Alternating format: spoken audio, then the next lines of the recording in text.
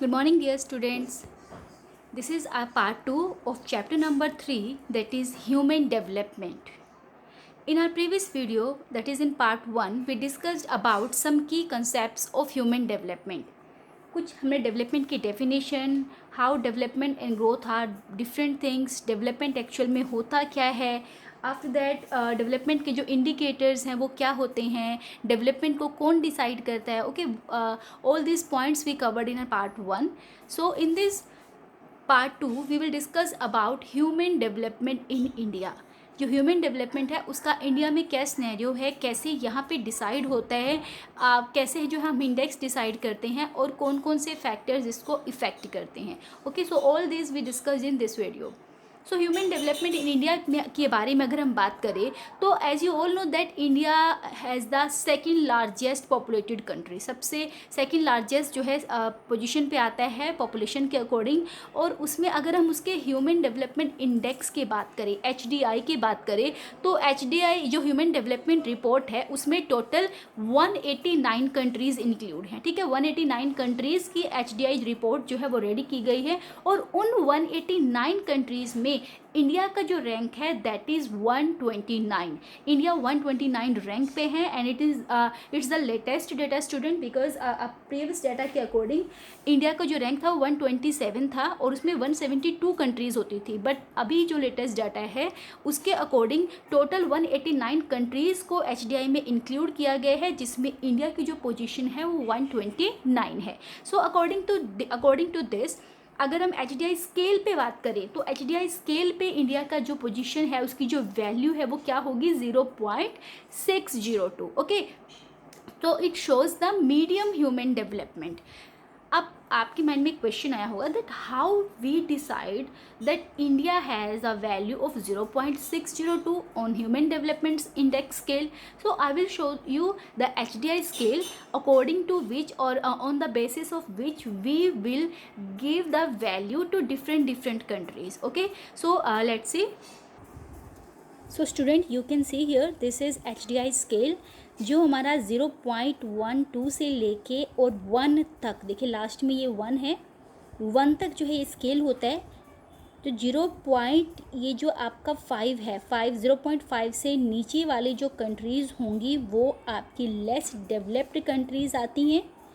और 5 से ऊपर वाली जो कंट्रीज़ होंगी जिनका 5.5 से लेके 1 तक जिनकी HDI वैल्यू आएगी वो जितना ज़्यादा वो 1 के क्लोज होंगी उतना ही उनका रैंक अच्छा होगा, उतनी ही वो डेवलप्ड कंट्रीज़ मानी जाती हैं. ओके, सो देखिए as you can see here 0.4 से 5 के बीच में जो sub Sahara and Africa country है, लीस्ट डेवलप्ड कंट्रीज़ हैं, वो सारी यहाँ पे आती हैं. उसके बाद 5 और 6 के बीच में जो साउथ एशियन कंट्रीज़ हैं वो आती हैं. 6 के बाद 6 और 7 के बीच में जितनी भी डेवलपिंग कंट्रीज़ है, अरब स्टेट्स हैं, वो सारे आते हैं. 7 पे साउथ ईस्ट एशिया, पैसिफिक वाला जो एरिया है, ईस्ट एशिया है, ईस्ट एशिया में जैसे जापान वगैरह आते हैं तो वो सारा इसमें आता है. उसके बाद European countries, Latin American countries, ये 8 तक आती हैं. तो अब आपके माइंड में क्वेश्चन आएगा कि सबसे नियर बाय, सबसे क्लोज कौन सी कंट्री आती है. HDI में वैल्यू में सबसे हाईएस्ट जो रैंक है वो किसका है. सो स्टूडेंट, वो रैंक है नॉर्वे का. नॉर्वे कंट्री है जो यूरोपियन कंट्रीज से ऊपर है. I can show you in the map also. So student, it's a world map. और इसमें देखिए ये जो है अफ्रीकन कंट्री है, ये यूरोपियन कंट्री है. ये देखिए यूरोपियन कंट्री के, ये देखिए यहाँ पे इंग्लैंड है, ये वाला जो एरिया है ये इंग्लैंड है. और इंग्लैंड से ऊपर वाली साइड ये जो आपकी कंट्री आती है ये क्या है, हमारा नॉर्वे है. ये देखिए ए, यहाँ पे ए राइट डाउन है, ए वाला जो एरिया है वो नॉर्वे है. नॉर्वे, स्वीडन, फिनलैंड, ये 3 कंट्रीज़ है यहाँ पे. तो जो नॉर्वे कंट्री है वो HDI में उसकी सबसे मतलब नंबर 1 रैंक पे नॉर्वे आता है. According to human development report Norway stand at first position. ठीक है, नॉर्वे का रैंक फर्स्ट है, नॉर्वे सबसे ज़्यादा डेवलप्ड है. येस, आफ्टर नॉर्वे जो है Australia, Sweden, Switzerland, after that USA, बाकी फिर कंट्रीज़ की पोजीशन आती है. सो ये जो रिपोर्ट है वो HDI जो UNDP है, UNDP मीन्स क्या होता है, यूनाइटेड नेशन डेवलपमेंट प्रोग्राम। जो यूएनडीपी है वो ये रिपोर्ट रेडी करता है और जो वो डिफरेंट इंडिकेटर्स के बेस पे वो डिसाइड करता है कि कौन सी कंट्री जो है वो किस रैंक पे है। okay now there are some factors that are very crucial in determining the nature of human development means क्या होता है, कुछ फैक्टर्स हैं जो किसी भी ह्यूमन डेवलपमेंट के नेचर को डिटरमाइन करते हैं, like lack of sensitivity, social problem. जो लैक ऑफ सेंसिटिविटी है, लैक ऑफ सेंसिटिविटी में मेनली जो हमारे आते हैं लाइक आपका जैसे लाइक कोलोनाइजेशन क्या, देखिए जो भी कंट्री अगर किसी दूसरी कंट्री के कभी ना कभी अगर अंडर कंट्रोल रही है तो वहाँ पे क्या होता है, वहाँ का जो एरिया है वो बहुत ज़्यादा डेवलप नहीं हो पाता, बिकॉज़ वो जो कंट्री है, वो जो रूलिंग कंट्री है, वो उस दूसरी कंट्री को काफ़ी लॉन्ग टाइम तक जो है उसको एक तरह से एक्सप्लॉइट, उसके रिसोर्सेज को एक्सप्लॉइट कर चुकी होती है। हमें ज़्यादा दूर जाने की नीड नहीं है, you can take the example of India also.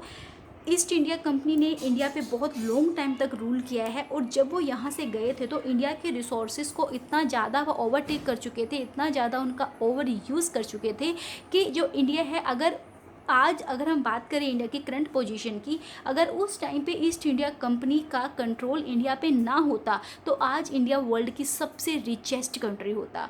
तो ह्यूमन डेवलपमेंट के अंदर जो है ये सारी चीज़ें भी बहुत मैटर करती हैं। Social problems, like social problem में जैसे टेररिज्म आता है, वॉर आता है, जिन कंट्रीज़ में सारी प्रॉब्लम्स जो है होती हैं, टेररिज्म, वॉर या सोशल जो है प्रॉब्लम्स, तो उन कंट्रीज़ का जो डेवलपमेंट इंडेक्स होता है ना वो हमेशा जो है डाउन जाता ही जाता है, बिकॉज़ ये सारी प्रॉब्लम क्या है, लोगों को प्रॉपरली डेवलप नहीं होने दे सकती हैं, इकोनॉमिक जो उनकी कंडीशन है वो इम्प्रूव नहीं होने देती हैं, तो उस पर क्या होता है, कहीं ना कहीं उस कंट्री पे प्रेशर जो है वो रहता ही रहता है। So using the indicator selected by UNDP, the Planning Commission of India also prepared Human Development Report for India. Okay, अभी तक जितने भी हमने बात की थी कि जो UNDP है, UNDP means United Nation Development Program, as we already discussed about it. तो UNDP क्या करता है, वर्ल्ड लेवल पे जो है HDI रिपोर्ट रेडी करता है, ह्यूमन डेवलपमेंट रिपोर्ट करता है। तो उसी के बेसिस पे इंडिया में क्या किया गया, जो प्लानिंग कमीशन है इंडिया के अंदर, प्लानिंग कमीशन ऑफ इंडिया, उसने भी इंडिया के लिए उसका खुद का एक ह्यूमन डेवलपमेंट जो रिपोर्ट है वो रेडी की है।